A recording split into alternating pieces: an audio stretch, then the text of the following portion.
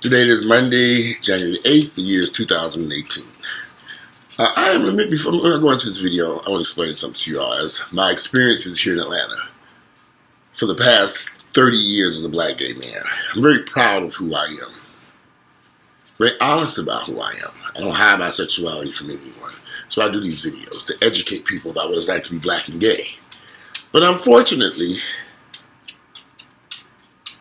the vast majority of black gay men are not as open and honest as I am. You have a group of gay men who are very dishonest about who they are, their HIV status. They don't like themselves. They're not proud of who they are. I'm proud of who I am. So you have a group of, one of the biggest issues for me here in Atlanta, you have a group of reckless men who don't love life. They don't love themselves. They definitely don't love you. They walk around, these people they're dangerous. They pretend to be your friend or your partner or your lover, but in their minds, they're really not. They come into it with motives. They come into a situation with a motive that their hearts are not in the right places. They don't come into a loving situation. They come in there looking with an agenda. And it's not always a good agenda. So I've learned over the years, it's unfortunate, but every time I've opened my door up and allowed a black gay man into my life, it's been chaos and confusion every time. Whether it's a friendship, a partnership, associate, it's always chaos and confusion. That's why my circle of friends in the black gay community is down to really zero. You can't deal with these people. Narcissistic personalities, just crazy behavior, hearts for the envy and jealous and hate. And if they see that you're living a good life, and you're happy and proud of who you are, they don't like that. And they'll try anything in their powers to destroy it. From the day they meet you, they have motives, negative motives, dangerous motives. So you have to be careful to understand what these guys are about. I'm holding in my hand a document that was delivered to my house on December the 7th. It was put into my hand on December the 11th, 2017. It is a temporary protective order a young man placed against me. He went down to the courthouse on December the 7th. He filed a temporary protection. He said I threatened his life. The only way you can get these type of orders issued against a person is you have to go in front of a judge and say this person threatened my physical life. He threatened my life is in danger by this person. This is a pack of lies. This was brought out to me by two deputies from the Sheriff's Department. It was brought to me on December the 11th. It was filed December 7th in Fulton County Superior Court. Two sheriff deputies with guns came to my house and put it in my hand on December the 11th. This document is full of false allegations. Everything in here is a lie. Only thing I don't correct on there is my name. That's it. Everything else is a lie. Why would a person go down there and do such a thing? That goes back to what I said about narcissistic personalities and people who are dangerous and manipulative and liars. In the gay community, some people, all they know is lying. They lie about everything because they don't know any better. They've been lying about everything forever. Lie about their sexuality, lie what they like to do in bed, they lie about their HIV status, they lie about everything. And they get to be such prolific liars that they get so good at lying and manipulating people, they can convince a judge to issue something like this. Because they're so good at lying, that's all they know. Everything that comes out of their mouth is a lie, lie, lie, lie, lie. You can't get the truth out of them, about nothing. Again, that goes to why I keep my circle of friends in the black gay community down to really nothing. I don't like these guys and their behaviors. And I'm not going to say everyone's like that because I'm just a normal, everyday black gay guy who loves who I am. But I don't participate in this hateful vendetta, vengeful, lying, backstabbing. I just don't have the time. So this document was filed and delivered to my house as a restraining order, temporary restraining order, which means I couldn't go certain places that person might be. Or else I could be in violation of the protective order. Now, this is issued by a judge who issues it out based upon the testimony of the person who went down and filed it. And it's temporary until you go to court. However, it's a very serious matter. The two sheriff's deputies who came out sat down and they stood in my driveway explaining to me, Mr. Hampton, you need to take this very serious. Because if you violate this protective order by contacting him or calling or whatever, they can violate the protective order and you can be arrested. They told me, I said, we go to the same gym. They said, don't go to that gym. I said, well, I see him at the club. They said, don't go to that club. Don't go anywhere where this man is at, because this is what these gay guys do here in Atlanta. I said, huh? He said, this is what they do here. They run around, they get into a disagreement with a person, they run up to the courthouse and they file false accusations to get the person to get a restraining order or a temporary protective order. So since that time, he told me this, I've talked to so many gay people in the black gay community. They've all said the same thing about these things. I didn't know nothing about this mess. How would I know? I don't have that vengeful hate in my heart to go down to a courthouse and a lot of people and say my life is in danger when it's not. That's how gay folks operate. Lies, deceit, dishonesty. Hurt people hurt people. A lot of black gay communities, they don't like me. They don't like Walter. Because Walter's going to tell you the truth. But they don't like the truth. The vast majority of gay guys the vast majority of these gay guys, black gay guys in Atlanta, all they want is sex. That's it. They're not looking for building something with somebody, having a stable foundation, having an income or a job, doing something productive with their lives. You have some who are doing something productive, but the vast majority of these black gay guys in Atlanta, they run around, they spend it from sunup to sundown, they're on their phones looking for sex off Grindr and Jack. I've seen this a million times. For them, that's all it means is sex. And how much they can get. So I've sat back over the years and just kind of sat back and looked at this experience with these black gay guys. And how dangerous they are. They don't give a damn about HIV or any other sexually transmitted disease for that matter. They don't care. They never have cared. I've been here since 1989. I'm speaking the truth. You bring up HIV to any of these guys in the conversation, they don't want to hear it. They're going to try everything to say to make you out to be the villain. But why would I want HIV? A life-altering, deadly disease. I don't want it. So they'll lie about their status, and then you find out the truth somehow. The vast majority of these guys, every guy I've ever met who's positive, that I was dealing with, they lied. And I found out the truth later. Mainly by bumping into a prescription medicine or something that told me what was going on with this person. Because you can't just look at a person and tell they're positive these days. That's not possible. And I'm not attacking people who are HIV positive. I'm just telling you the truth of the matter. You have a lot of people out here who consistently lie. They won't tell the truth. They're dishonest. Because anybody ever run down to a courthouse and tell these type of lies should tell you something about our community. And I find that this is what people do on a regular basis. They run down to these courthouses and file false paperwork and try to get people locked up and thrown in jail for shit that's fake. They have nothing else to do with their time. So, the documents put in my hand, I called several attorneys and began doing my research. Some of these attorneys wanted $1,500 to $4,000 to defend me for this mess. Some attorneys, that's all they do is work in family court in this type of mess.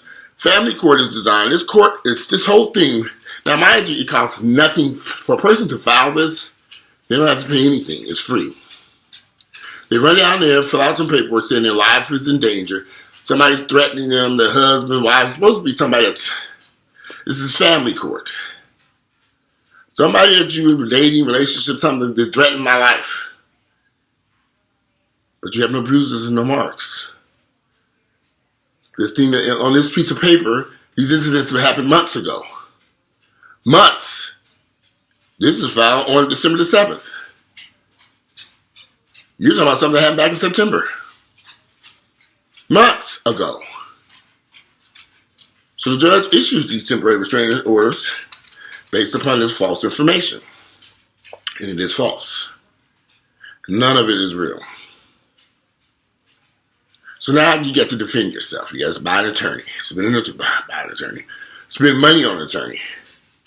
The attorney going to take the money. You send him, buy him a car. So the judicial system keeps going. This is all over. So you're spending all this money on an attorney, or are you going to court to defend yourself? I went into court and defended myself on this matter. I stood in that courtroom and heard this young man, old man rather, tell lie after lie after lie. It's unbelievable, the lies that this man told. I was in shock. How could you raise your right hand under oath and then stand in this courtroom and everything out your mouth is a lie? Everything. I was in shock. Because I'm used to going to court where they have factual evidence, where facts are only allowed in the courtroom, not false allegations that no one can prove to be true or not. It's all false. Everything out of his mouth was a lie. Everything. I think I might have fainted a couple of times in that courtroom. It was unbelievable. This is how this court operates. Where's the proof?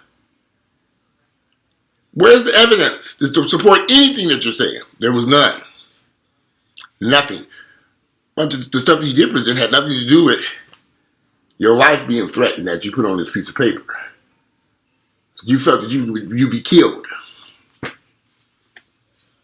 So we had to stand in front of this judge and go back and forth.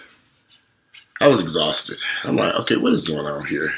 I didn't even know kangaroo courts were still legal in the United States of America. So you have to defend yourself against something, and it's kind of hard to defend yourself against all this false stuff because it's a bunch of lies. So you have to stick to the truth of the matter, which is what my goal was. I had my documentation, everything to prove. If your life was in danger, why were you hanging around me for months? When someone's trying to kill you, why are you sitting next to him in a car? If your life is in danger, why are you in this person's house on a regular basis? These were lies.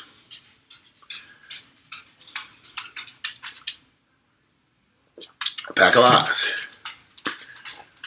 Vegas is going to walk throughout this video. He was asleep until I started. He's going to walk forever. But this is how gay guys operate. In a world of false allegations and lies. You guys, I've met guys over the years who would say, I love you. Lay next to you. But behind your back, they're doing the most deceitful, nasty stuff that you've ever seen. I've experienced this. I had a guy I was dating one time. His name was Ken.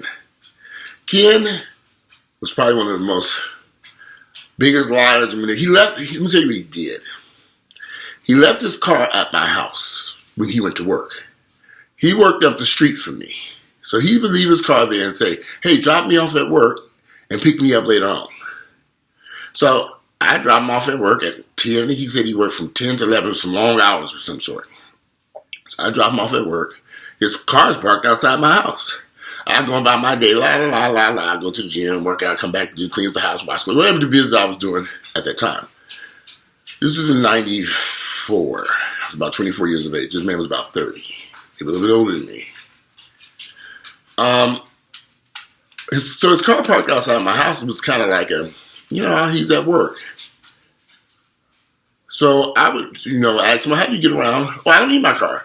That's why I leave it there parked at your house. But this is his way of lulling me into being comfortable with who he was. This is his way of saying, hey, trust me, my car's outside your house. And it worked for a long time. Until I found out the truth. He worked from 10 to 6. Not from 10 to 10 or 10 to 11. After 6 o'clock, it was on and popping. He ran around with his little frat brothers for some fraternity he was in. They would run around doing some horrible shit. But I didn't find this out until months later. Then I would go pick him back up at work at 10 or 11. Remember, he didn't have a car.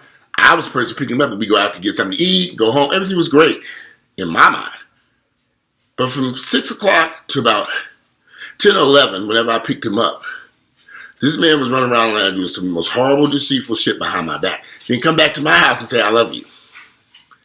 Lay next to me, hugging and kissing.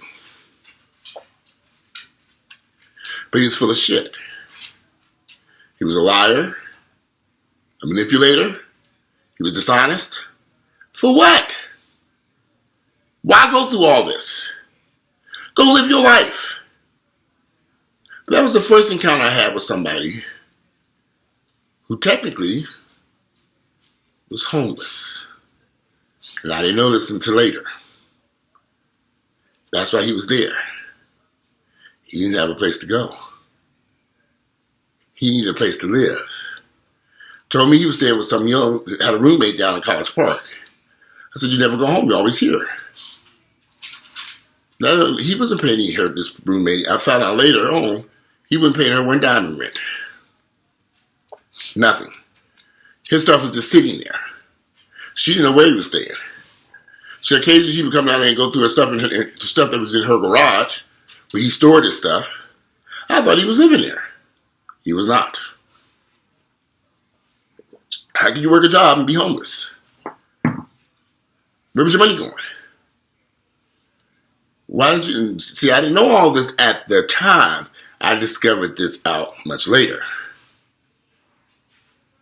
This man was the biggest liar, dishonest, manipulator I ever met in my entire life. Until today. This one's worse. This is worse. But that's how they operate in this community. I met a guy a few days ago. He told me, Walter, when I met you, it was just love at first sight. We only seen each other. We met at the gym. We hung out together one time. Third time, I was love at first sight. I'm just so in love. No, nigga, you ain't in love with me. You're in love with these cars that I got outside. You're in love with me because I got a decent income and you over there working at some little funky store. So I'm hip now. I said, okay, listen, dude. I thought we were just being friends here. But I see you got other ulterior motives. So I tell you what. I'm not looking for somebody to be in love with me. I'm already in a crazy, whack relationship to begin with. So I'm trying to resolve this shit over here. Figure this mess out. I'm not going to walk down this path with another young... He's only 30. Pants hanging off his ass. Tattoos everywhere. I said, and besides, I'm 48. I'm old enough to be your damn daddy. So when I drove off, he was kind of disappointed. It was okay because I politely reached over to my phone, blocked his ass, and deleted that number. Why did I do that? Something didn't sit right in my soul, in my spirit about this person. I'm going to start following my intuition. If my intuition says something's not right here, I'm not questioning anymore. I'm just not. I'm done with that. Because this could have been avoided. Because something didn't sit right with me with this person. Just lie after lie after lie after lie. Something didn't sit well. If I'm asking you to be honest and tell me the truth so we can know how to proceed forward, but you continue to lie repeatedly for no reason. No reason at all. Because I'm 48. I really don't have no reason to lie to anybody about nothing. What would be the point? So we go to court and we fight it out. We're in court, back and forth. We're going at it in this courtroom, witnesses, getting bringing witnesses, all this stuff, like a real trial. Because I'm fighting for my life, basically. So, I'm fighting for my life. on mute. So I'm in this court. It's a battle. It's a huge battle. At the end of the day, the judge ruled in my favor. But there's more to this. The judge ruled in my favor. That man stood up there begging this judge to issue this restraining order. He even played my YouTube videos to support his allegations. They were false. And any of the stuff that this man put in this piece of paper, none of it. It was all fake, false, all of it. Every last one of it was dismissed. But it's not over with. Why? Let it go. Go on about your life, lying nigga. It's not worth it. I guess it's worth it to him since you started this mess in the courthouse. Some people don't have nothing to do with their time and their lives. Some people ain't got nothing to do in that furniture just kick on like, yeah. Now I can turn this furniture down to 60 degrees. And this thing, there's a vent right over this tree. When that furnace kick on, that heat blazes out of there like, woo woo. I'm not really a heat person. I'm more of I like my house is kind of cool, but you gotta have a little bit of heat to keep this house warm. It's 37 degrees outside today. Everything's shut down pretty much in Atlanta because of the snowstorm going on. Oh well, let me rephrase that. There's supposed to be an ice storm that's coming, so they're expecting the corrals to freeze. Are supposed to have been frozen by now. I just saw on the news where there's a 40-car wreck in Catoosa County, Georgia, near Dalton. 12 people have been transferred to the hospital, so they slide on all this ice. There's dangerous conditions outside. So everything's shut down. See, that's more important than some nonsense. Living in America, we don't know, living on planet Earth, rather, we don't know from day to day what may happen to us, when you're going to live or die. The goal is to stay alive as long as possible and enjoy life. I don't have time to deal with nonsense. Just don't. Why walk through my door from day one and have an ulterior motive against me and you don't even know me? But already in your mind, you're already conspiring against me. That's how they operate here. I've known this for a while now. I've met guys at the gym who want to be, I'm thinking we cool, we jive, we friends. But behind my back, oh boy. The stuff they've done behind my back, there was a young man who, meaning when the economy tanked in 2009, I'll make this brief. When the economy tanked in 2009, there was a young man named Michael. Told me he didn't have any food to eat at his house. He didn't have any money because he was unemployed. I invited that young man. I said, you know what? I cook breakfast every morning, and I cook dinner every night. That's why I was eating healthy. I said, I try to do lunch. Come over and get you some breakfast. Come over and get you some dinner. I don't mind doing this for you because I've got plenty of food. Come on over. This man was the most deceitful, backstabbing individual I ever met in my life. I found this out later after he ate up all my food. And he was over there for breakfast, lunch, and dinner like clockwork because he lived around the corner from me. What's for dinner? He didn't make suggestions. Why don't you cook this? I like lamb. Can you do steak? I'm thinking, okay, I can go do steak. Come on over. It's done. Be the path over there. Got his little go box. Fix up, pile up food. I'm thinking, you okay? He pile on his food and take it. Bye. But behind my back, he was going around to people I knew, saying some horrible things about me, but he's smiling in my face while I was feeding him. Occasionally, let him take showers at my house because the water, something about his water, something took place at his apartment complex where the water was, I don't know, I can't remember. Showed up there with all this stuff, bubble bath and stuff. I need to take a bath. Fill this tub full of bath. I was in there for a whole hour. What are you doing? I have to go. Oh, I'm almost done. I'm almost done. But I'll be back in 1 second, 2 seconds.